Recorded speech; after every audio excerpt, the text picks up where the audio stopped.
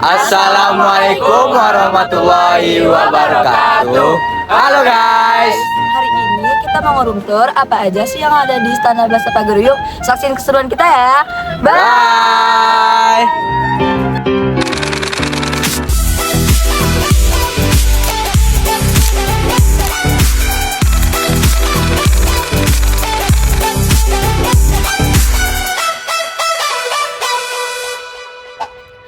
Istana Bahasa Paguyuban adalah istana yang terletak di Nagari Paguyuban, Batu Sangkar. Dulunya istana ini dibangun pada abad ke-14 oleh Raja Aditya Warman. Arsitekturnya menyerupai rumah gadang, yaitu rumah khas adat Minangkabau. Istana ini menjadi simbol kebesaran bagi Minangkabau, dan pada dulunya istana ini berfungsi sebagai pusat pemerintahan, pusat musyawarah, dan lain-lain.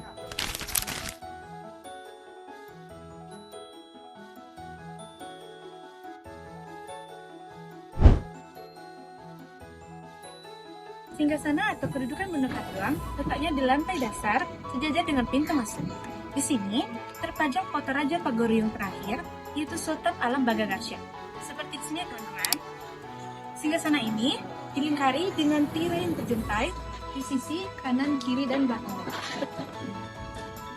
Disinilah Bunda Kandung duduk sambil melihat-lihat siapa yang datang atau belum datang apabila ada rapat dan mengatur segala sesuatu di atas bumi.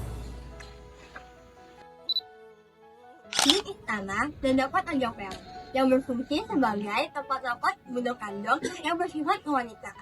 Selanjutnya, ada Tanjung Perak yang berfungsi sebagai tempat tidur Bunda Kandung atau Ibu Suri.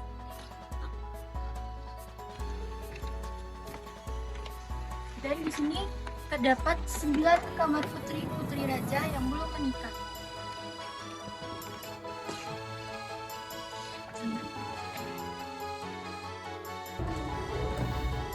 Oke guys, kita kali ini akan naik ke lantai 2 Istana Bahasa Paguyuban. Pada lantai 2 ini terdapat Anjung Peranginan, yaitu tempat putri raja yang belum menikah ataupun berkeluarga. Dan di sini terdapat batu Bapak No, yaitu di Labuaan Setimbago Dereng Merapi Padangan awal abad Masehi. Dan di bagian sana terdapat replika rambut sehelai sematil, yaitu rambut gombak kepala Tuan Abdul Jalil Sultan Alam Moningsah I, Raja Alam Melayu Minangkabau, tahun 1739 sampai 1780. Dan di bagian sini terdapat kamar putri raja yang belum menikah ataupun berkeluarga. Oke guys, sekarang kita menuju ke lantai 3. Lantai 3 yang disebut dengan Mahligai. Ruangan ini berfungsi sebagai tempat penyimpanan alat raja seperti mahkota kerajaan dahulunya yang disimpan dalam sebuah peti khusus yang dinamakan alongnya. Oke, bisa dilihat ruangannya seperti ini.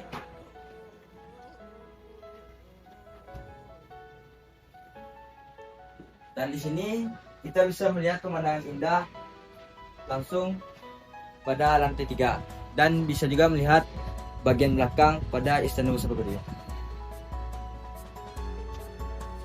Oke guys, sekarang aku udah ada nih di bagian belakang rumah gadang Istana Bahasa Paguyuban.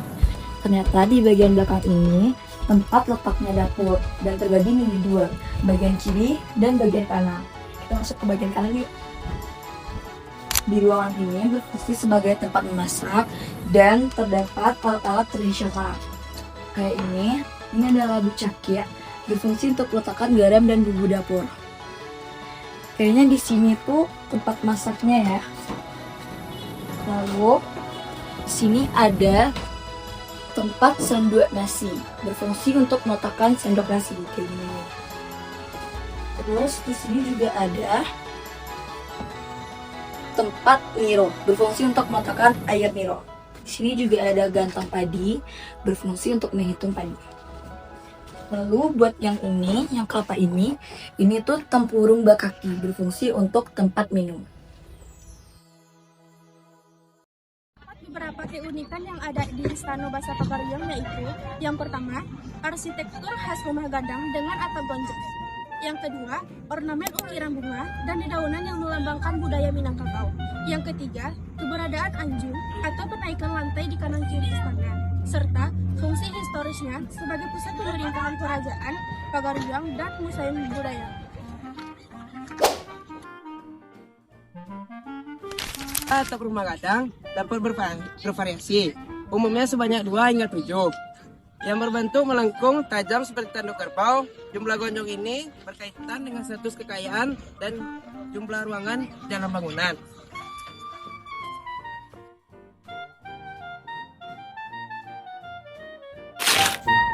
Oke guys, gitu dulu vlog dari kami. Thank you for watching. Bye. Bye.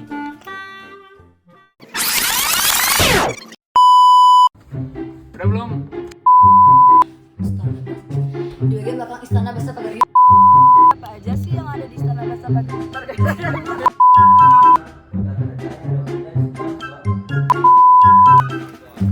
Laku guys. Jadi,